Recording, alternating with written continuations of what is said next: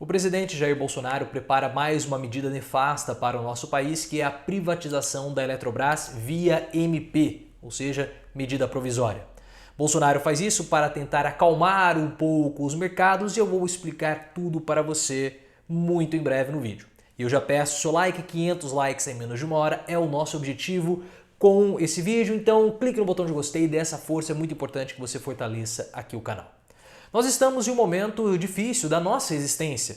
Mais de 1000 mortos por dia da Covid-19, a pandemia completamente fora de controle, as cepas diferentes do vírus, as variações já estão circulando livremente no nosso país, várias cidades decretaram lockdown, toque de recolher, estão tentando ao máximo conter o avanço do vírus em suas localidades. E o Bolsonaro não está nem aí, nós não temos vacinas ainda, o nosso programa de imunização anda muito lento, nós não estamos conseguindo atingir os nossos objetivos de imunização, mas o Bolsonaro quer discutir a privatização da Eletrobras. E por que ele está fazendo isso agora, nesse momento tão inoportuno? Porque nós temos que lembrar que há algumas semanas houve um burburinho de uma espécie de greve dos caminhoneiros. Os caminhoneiros, eles queriam reivindicar algumas situações, mas o que eles estavam mais protestando era com relação ao aumento do preço dos combustíveis, porque nesse ano o combustível já aumentou várias vezes. Nós estamos somente no mês 2, nem terminou o fevereiro ainda e o combustível não para de subir. Isso afeta diretamente a vida dos brasileiros, porque além de encarecer os próprios combustíveis, você encarece toda a logística, porque a logística no Brasil, na sua maior parte, ela é rodoviária. Então isso encarece o preço dos alimentos, gerando problemas principalmente para a população mais pobre. Os caminhoneiros tentaram reivindicar alguma coisa com Bolsonaro e eles receberam uma porta na cara. E saiu até aquele áudio, aquela conversa do Tarcísio, ministro da Infraestrutura, com um chefe dos caminhoneiros. Enfim, foi uma conversa que ele foi irredutível com relação às reivindicações. Mas os caminhoneiros, eles são uma classe que mostrou em 2018 que tem certo poder. Tudo bem que naquela greve que eles paralisaram o Brasil, houve muita ajuda dos próprios patrões, o que não teria nesse momento. Mas o Bolsonaro não quer ser visto como sendo um traidor.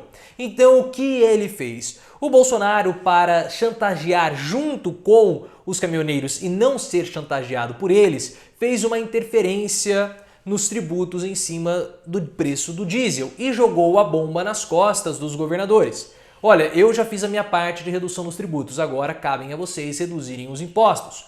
O problema é que os governadores não podem fazer isso porque a arrecadação estatal depende muito desse imposto também. Então os governadores estão de mãos amarradas. E para jogar a culpa em outras pessoas, como o Bolsonaro sempre faz, e ele faz isso muito bem, a culpa é sempre do terceiro, nunca é dele. Agora está tendo investigação com o caso das seringas que o Bolsonaro se negou a comprar e ele emitiu lá uma desculpa dizendo que não era prerrogativa dele, mas sim do Ministério da Saúde, ou seja, a culpa não é minha, a culpa é do Eduardo Pazuello, porque as obrigações são do ministro da Saúde. É uma vergonha, ele é um grande covardão, nós já sabemos disso, nem precisamos ficar em cima mencionando esse ponto, porque todo mundo sabe, em pleno 2021, que Bolsonaro, de fato, ele é um grandíssimo de um covarde.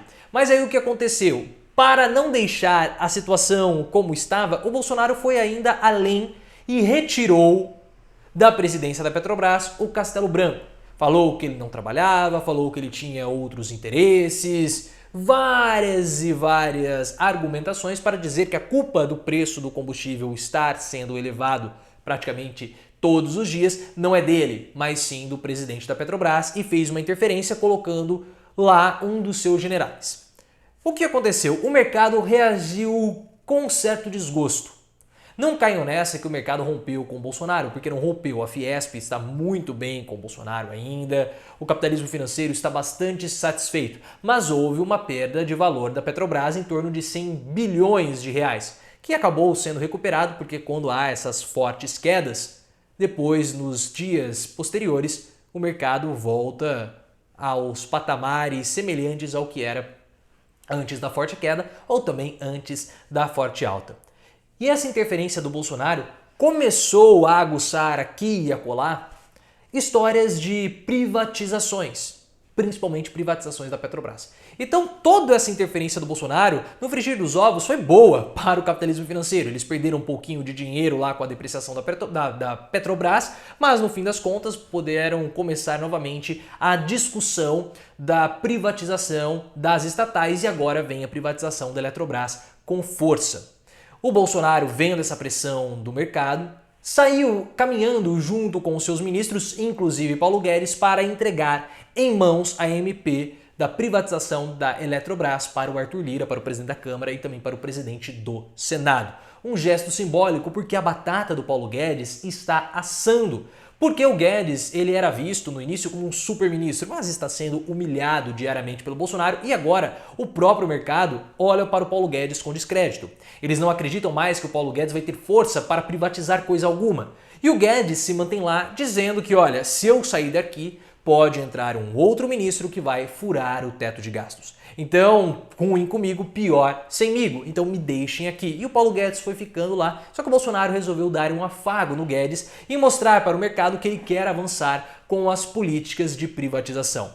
Não temendo que o mercado o abandone no meio do caminho, mas olhando para 2022. Porque quem está ganhando força é o próprio Luciano Huck. E o Luciano Huck está costurando ou negociando uma candidatura de esquerda ou apoiada pela esquerda com o PSB, o partido que anteriormente estava apoiando o Ciro Gomes.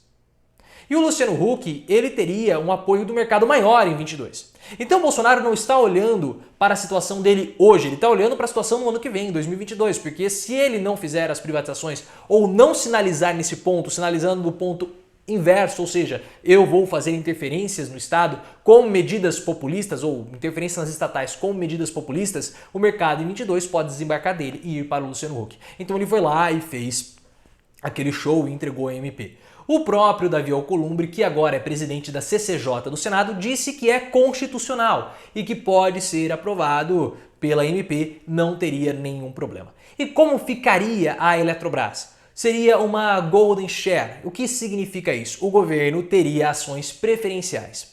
O domínio da estatal, que não seria mais estatal, da Eletrobras no caso, iria para a iniciativa privada.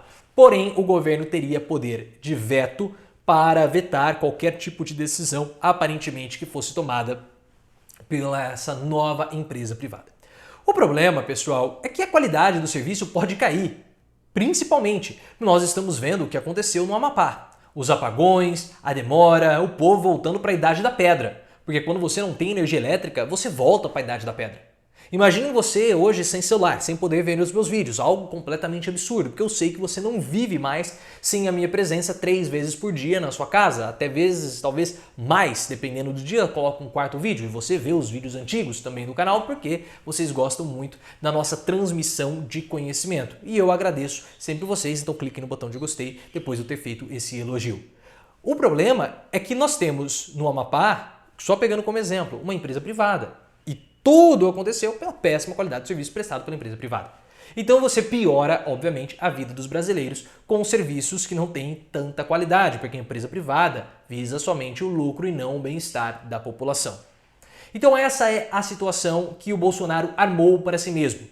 Ele está tentando recuperar uma certa confiança, mostrando para os caminhoneiros que ele está ainda do lado deles, mas isso provocou um efeito borboleta que acabou afligindo o mercado, que não retirou o apoio do Bolsonaro nesse momento, só vai retirar caso o Bolsonaro faça modificações fiscais mais abruptas, como furar o teto de gastos, mas em 2022, no ano que vem, pode desembarcar e ir para outro candidato, vulgo Luciano Huck, talvez. Sabendo disso, principalmente com a fritura de Guedes, Bolsonaro mostrou força do ministro, acabando com qualquer tipo de especulação que ele poderia tirar Guedes para colocar um outro no lugar que iria furar o teto de gastos. Então, junto com Paulo Guedes, ele mostrou força, deu um afago em Guedes e assim tentou acalmar um pouco o mercado. Mas é um serviço essencial para o nosso país que poderá sofrer muitos impactos de qualidade. Vamos ver como vai acontecer, essa votação está prevista para a semana que vem, ou essa discussão um pouco mais aprofundada está prevista para a semana que vem, e nós vamos acompanhar tudo aqui no canal. Então clique no botão de gostei, venha fazer parte da nossa comunidade de reflexão e também me siga no Twitter. O meu Twitter é @profileooficial.